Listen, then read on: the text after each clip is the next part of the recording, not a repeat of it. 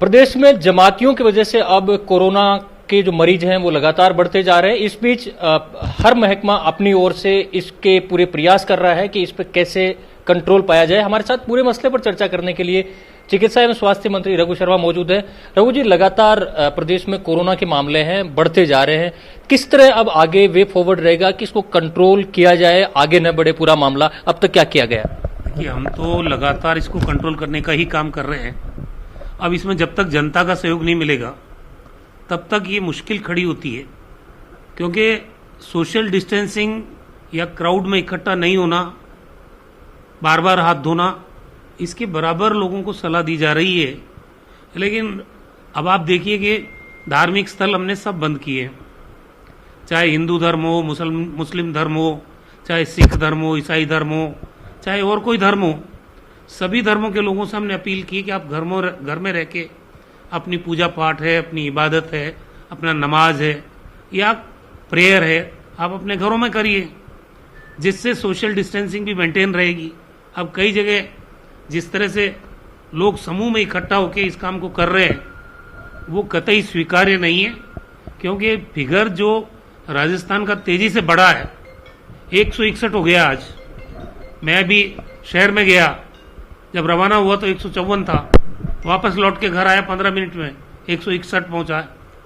17 जिलों में राजस्थान में इसका स्प्रेड हो चुका है वायरस का संक्रमण। और टोंक में अभी देखिए जिस मात्रा में एकदम तेजी से बढ़ रहा है। मैं तो आम आदमी से बार बार अपील कर रहा हूं कि अगर कोई आदमी संक्रमित व्यक्ति के संपर्क में आया है या खुद संक्रमित है तो स्वास्थ्य विभाग की टीमें तो घर घर सर्वे कर ही रही है, लेकिन आप आगे आके खुद नहीं क्यों अपनी जांच कराते हो? आप आगे आइए, आप अपनी जांच कराइए। आपकी जिंदगी अनमोल है, हम एक एक व्यक्ति की जिंदगी बचाना चाहते हैं। और ये काम में जब तक जनता खुद आके हमको सहयोग नहीं करेगी, डिपार्टमेंट सर स्क्रीनिंग हो गई 4 करोड़ से ज्यादा लोगों की, 27,000 टीमें लगी हुई है हेल्थ डिपार्टमेंट की, 80 लाख परिवारों का हमने सर्वे किया है एक्टिव सर्विलेंस के तहत, 32 लाख से ज्यादा लोगों को ओपीडी में देखा है, उनकी स्क्रीनिंग हुई है।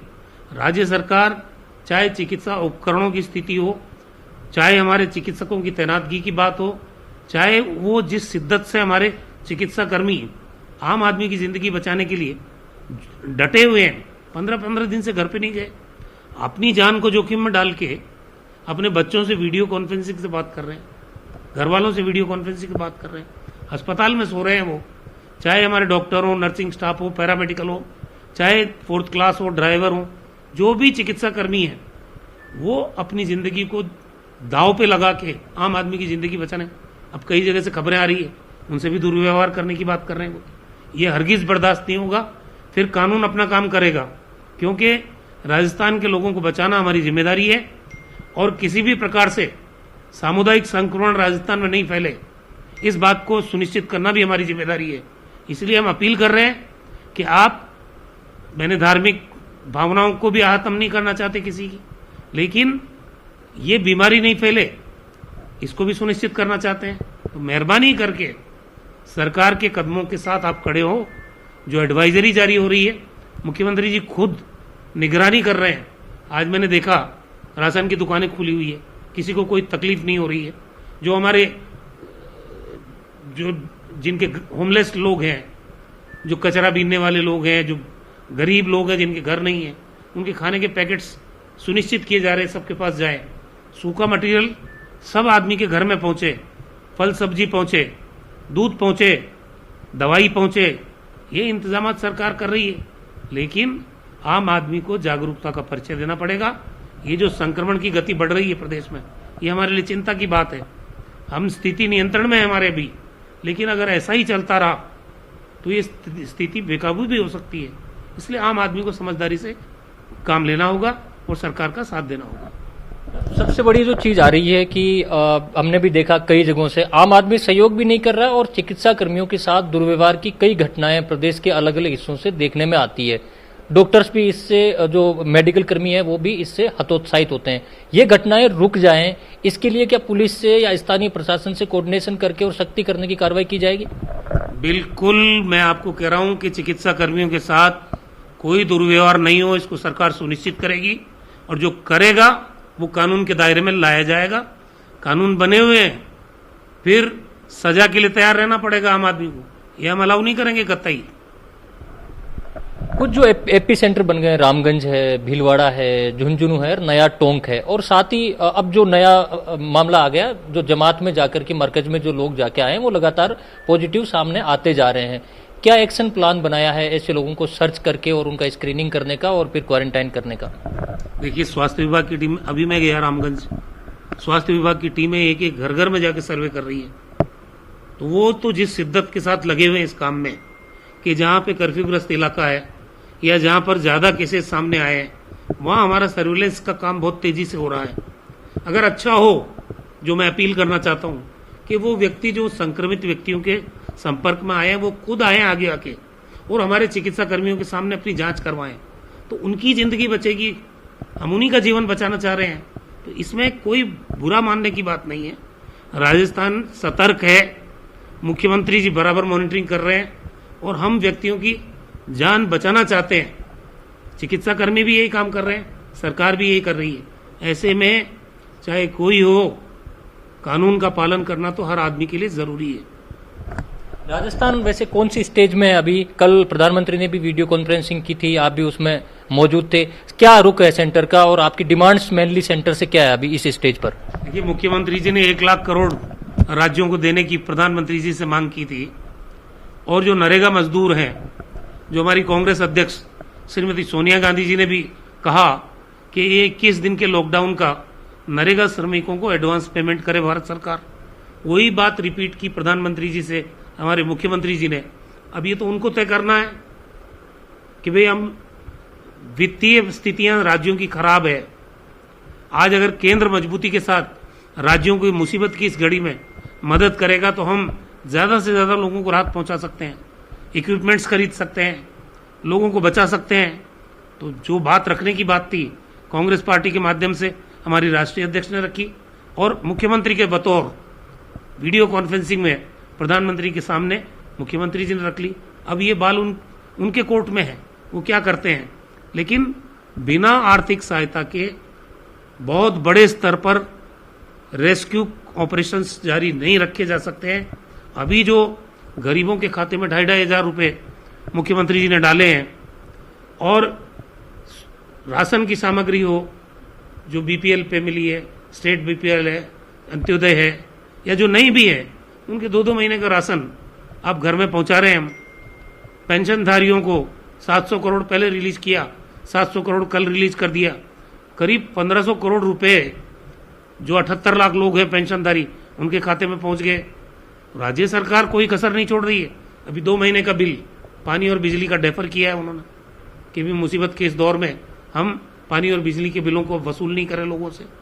किसानों को राहत देने के लिए कि उनकी खेती प्रभावित नहीं हो, पंजाब के मुख्यमंत्री से बात की उन्होंने। और पंजाब से जो इक्विपमेंट आते हैं इसकी खेती के लिए, उनको रवाना किया, वो आने लगे हैं राजस्थान के अंदर। मंडियों में अनाज की आवक सोशल डिस्टेंसिंग को इंश्योर करते हुए किस तरह से प्रोक्योरमेंट का जो समर्थन मूल्य पर खरीद का काम है वो भी जारी रहे। कुल मिला के हर रोज मुख्यमंत्री खुद मॉनिटरिंग कर रहे हैं। कल हमारे पूर्व राष्ट्रीय अध्यक्ष आदरणीय राहुल गांधी जी ने कहा कि जो भी राज्य में टूरिस्ट प्लेसेस हैं वहां पे भी रैंडम सैंपलिंग का काम होना चाहिए। कल ही चिकित्सकों को वीडियो कॉन्फ्रेंसिंग के माध्यम से मुख्यमंत्री जी ने बात की, और अब रैंडम सैंपलिंग का काम भी पूरे प्रदेश में होगा, ताकि जो इलाके अभी हमारी रीच में नहीं है, वहां भी संक्रमित लोग हो सकते हैं, उनका भी रैंडमली पता किया जा सकता है।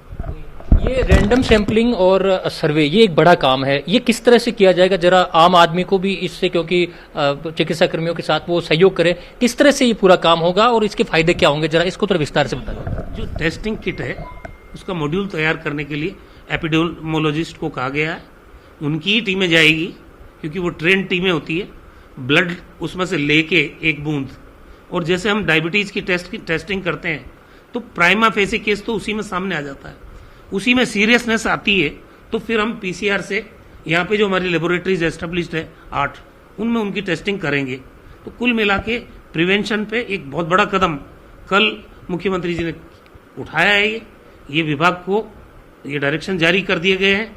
आज ही हमने जिन जिलों में एपिडेमोलॉजिस्ट नहीं है, उनको नियुक्त किया है आज 10-12-15 जिलों में, आज ही जारी किए मैंने ऑर्डर। कुल मिला के वार फुट पे पूरी सरकार, चिकित्सा विभाग तो लगी हुआ है, लेकिन इसके अलावा भी पूरी सरकार युद्ध स्तर पे राजस्थान के लोगों को बचाने में लगी हुई है। और जो कदम राजस्थान में उठाए हैं, हम लॉकडाउन करने वाला पहला राज्य हमारा राज्य था, और लॉकडाउन हमने किया तो पूरी तैयारी के साथ किया कि आम आदमी को कोई कठिनाई नहीं हो इस लॉकडाउन के दौर में। हमारे पास 4 लाख से ज्यादा लोग पड़ोसी राज्यों के आ गए, उनकी स्क्रीनिंग की गई हमने, उनके घर घर जाके सर्वे हो रहे हैं, उनकी स्क्रीनिंग हो रही है ताकि कम्युनिटी स्प्रेड प्रदेश में नहीं फैल पाए। उन लोगों को खाना पहुंचाने का काम किया बॉर्डर के ऊपर जब स्क्रीनिंग हो रही थी। क्वारंटाइन करने की फैसिलिटी 1 लाख बेड जो मुख्यमंत्री जी ने डायरेक्शन दिए वो हमारे पास बेड अभी तैयार हैं। हमने 20,000 बेड आइसोलेशन के तैयार कर रखे हैं। हमारे पास वेंटिलेटर पर्याप्त मात्रा में, पीपीई किट हमारे पास में पर्याप्त है, N95 मास्क हमारे पास पर्याप्त मात्रा में, ट्रिपल लेयर मास्क हमारे पास पर्याप्त मात्रा में, सैनिटाइजर हमारे पास पर्याप्त मात्रा में। हमारे पास किसी चीज की कमी नहीं है। चिकित्सकों का अदम्य साहस और उनका कंट्रीब्यूशन और हमारी पुलिस डिपार्टमेंट की फोर्स जो दिन रात तैनात है फील्ड के अंदर, तो पूरी सरकार जिस ढंग से फैसले ले रही है और कदम उठा रही है, मैं समझता हूं कि ये नजीर बना पूरी कंट्री के लिए कि जो राजस्थान में फैसले इस विभीषिका से लड़ने के लिए मुख्यमंत्री जी ने उठाए हैं, उन फैसलों की पूरे देश में तारीफ हो रही है। ये जो पूरी महामारी है इसमें केंद्र सरकार का एक बहुत बड़ा रोल होता है, क्योंकि एक फेडरल स्ट्रक्चर हमारा है। केंद्र सरकार से अब तक आपको क्या लगता है कितना सहयोग मिला है और क्या क्या चाहिए अभी तक की स्थिति के अनुसार? मैंने अभी कहा ना आपको कि नरेगा के मजदूर हैं हमारे बड़ी लाखों की संख्या में, जिनका रोज रोटी इसी से चलती है। अगर उसका पूरा पैसा भारत सरकार से आता है तो ये 21 दिन का जब लॉकडाउन का पीरियड है, इसका पैसा अगर भारत सरकार उनके खातों में डाल दे तो उन लोगों को बहुत बड़ी सहायता होगी। 1 लाख करोड़ जो राज्यों को देने की बात मुख्यमंत्री जी ने कल की है वो जारी करना चाहिए। प्रधानमंत्री जी को संवेदनशील तरीके से बिना भेदभाव के तमाम राज्यों में, क्योंकि ये लड़ाई केंद्र और राज्य मिल के लड़ रहे हैं, ये पूरे देश में आपदा का सवाल है। और इस फेडरल स्ट्रक्चर में राज्यों की जब वित्तीय स्थिति गड़बड़ा गई है, अधिकांश राज्यों की, मैं वीसी में मौजूद था, जो मुख्यमंत्री जी का दर्द था, इवन भाजपा शासित राज्यों के मुख्यमंत्रियों ने कहा कि हमें संसाधनों की जरूरत है, हमें वित्तीय मदद की जरूरत है। वो जब तक भारत सरकार राज्यों को मदद उपलब्ध नहीं कराएगी तब तक राज्य दिक्कत में तो आएंगे। स्वास्थ्य मंत्रालय से तो क्योंकि लगातार आपकी चर्चा होती रहती है, उसमें कोऑर्डिनेशन भी है, स्वास्थ्य मंत्रालय का कैसा रुख है राजस्थान को लेकर? रुख तो सबका ही पॉजिटिव है। असली बात है कि मदद के रूप में आपको क्या मिल रहा है। अभी हमने कहा वेंटिलेटर्स, तो वेंटिलेटर्स जो हमारे पास हैं या हम प्रिक्योर कर रहे हैं वही बढ़ेंगे। आइसोलेशन के बेड वो हम ही बढ़ा रहे हैं। हमारे पास जो क्वारंटाइन फैसिलिटी है वो हम ही डेवलप कर रहे हैं। तो कुल मिला के भारत सरकार को खुले मन से अभी राज्यों के साथ खड़ा होना चाहिए। ये वक्त की जरूरत है, इसमें कोई भी राजनीति हम नहीं करना चाहते हैं। आम आदमी की जिंदगी बचाने का काम है। आज 161 लोग पॉजिटिव हो गए, कल ये संख्या बढ़ भी सकती है। हम इसको रोकने का प्रयास कर रहे हैं। तो जब प्रधानमंत्री जी भी ये चाहते हैं, भारत सरकार भी ये चाहती है और राज्यों की सरकारें भी ये चाहती है कि ये महामारी से हिंदुस्तान बचा रहे, हिंदुस्तान का प्रत्येक व्यक्ति की सुरक्षा हो, तो फिर संसाधनों की जरूरत तो पड़ेगी, आर्थिक मदद की भी जरूरत पड़ेगी, वो हमको जरूर मिलनी चाहिए। अभी आम आदमी के मन में सबसे बड़ा सवाल ये है कि जिस तरह अगर ये रफ्तार यूं ही बढ़ती रही, लॉकडाउन का क्या होगा राजस्थान में भी और बाकी जगह में भी? 14 तारीख तक तो वैसे ही लॉकडाउन है और कल प्रधानमंत्री जी ने कहा है कि 14 के बाद इसका अगर विड्रॉल हो तो एकदम नहीं होना चाहिए। उनकी बात सही भी है कि एकदम अगर विड्रॉल होता है तो फिर ये 21 दिन की हमारी जो मेहनत है उसमें पानी फिर जाएगा। अब राज्यों से उन्होंने कहा है कि इसको किस रूप में विड्रॉ किया जाए, उसके आप सुझाव दीजिए। तो हम सुझाव दे रहे हैं, सारे राज्य सुझाव देंगे। उसके बाद अगली वीसी जो मुख्यमंत्रियों के साथ प्रधानमंत्री जी की होगी, इन सब सुझावों के बाद में फाइनली क्या स्वरूप होगा विड्रॉल का, ये उसके बाद तय किया जाएगा। आपका इसमें क्या मानना है? क्या ये जिला स्पेसिफिक होना चाहिए, एरिया स्पेसिफिक होना चाहिए? क्या अभी प्राइमरी आपका क्या सुझाव है? देखिए, अभी तक तो 14 तारीख तक तो जो लॉकडाउन घोषित किया जा चुका है, हमको उसकी अनुपालना करनी चाहिए। और उसके बाद जो पूरे देश की ओपिनियन बनती है, उस ओपिनियन के माध्यम से, भारत सरकार की जो ओपिनियन बनती है, उसी के माध्यम से हमारे को विड्रॉल की तरफ बढ़ना चाहिए। लेकिन एकदम विड्रॉल के पक्ष में तो हम भी नहीं हैं। आखिरी सवाल, स्वास्थ्य मंत्री के नाते राजस्थान की जनता से इस महामारी के बीच क्या अपील करना चाहेंगे और हम कितना तैयार हैं इस वक्त? देखिए, राजस्थान के लोगों ने बहुत विपत्तियों का दौर देखा है और यहाँ शूरवीर रहे हैं, योद्धा रहे हैं। इस माटी में ही संघर्ष की खुशबू आती है। विपत्ति का ये दौर भी निकल जाएगा।